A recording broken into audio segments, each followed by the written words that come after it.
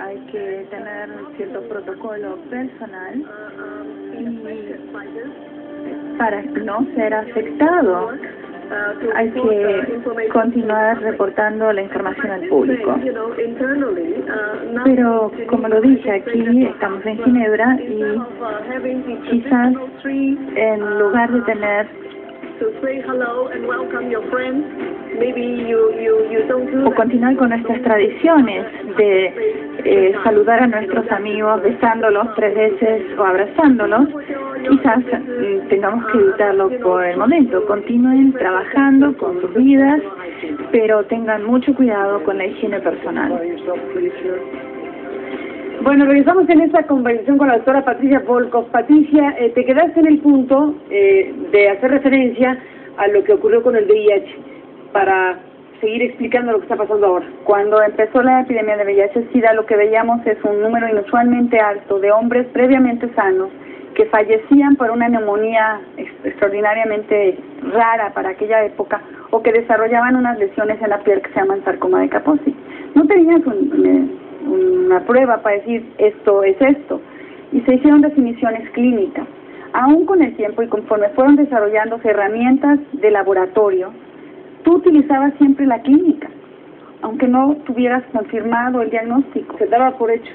Sí, clínicamente. Claro, porque tienes una serie de elementos. Entonces, si tú tienes un número inusualmente alto de un cuadro clínico bastante bien definido, inusualmente alto, que te está llenando las salas de terapia intensiva de los hospitales, algo está sucediendo. Doctora, me detengo ahí, porque es sumamente importante lo que me estás diciendo, en función de la información que estamos dando. Las autoridades de salud de este país nos dijeron hoy, son 8 casos totalmente claros de muertes relacionadas con este virus. Se entiende que son los casos exhaustivamente demostrados con laboratorio y todos los elementos que se tengan que hacer. Sin embargo, tú nos estás diciendo clínicamente, por lo que acabas de explicar, estamos frente a cuántas muertes, dices que no tienen las cifras claras, pero aproximadamente cuántas muertes que clínicamente los expertos están determinando como muertes relacionadas por este virus de influenza porcina. Sí, es un cuadro clínico, pero además algo importante, Carmen. Tú tienes como un abanico. La influenza es un abanico de presentaciones clínicas, donde el paciente puede tener un cuadro, generalmente siempre presenta mucho ataque al estado general, o sea, postración, mucha debilidad, generalmente hay fiebre, dolor faríngeo, ¿sí? Pero esto hay quienes tienen dolores musculares muy intensos, calambres, dolor ocular, diarrea y compromiso pulmonar, o sea, afección del pulmón. Entonces, en este abanico tienes muchos pacientes que están presentando todo esto, que es característico de la influenza, y un pequeño porcentaje además que tiene afección grave del pulmón, donde aparentemente el virus está afectando directamente el pulmón, que es, aquí es muy interesante, es H1N1, es lo mismo que sucedió en el año 18.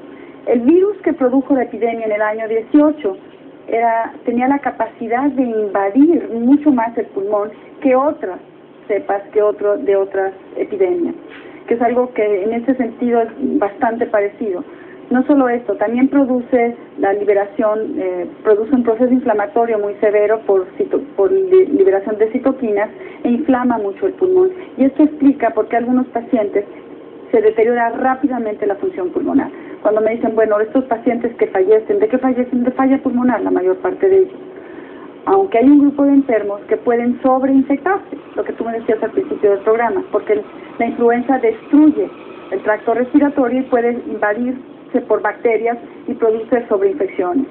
Pero esto es como un fenómeno un poquito más tardío. Al principio, cuando el paciente tiene un daño pulmonar rápido, generalmente es por el virus. Déjame regresar y reiterar esta situación que decides.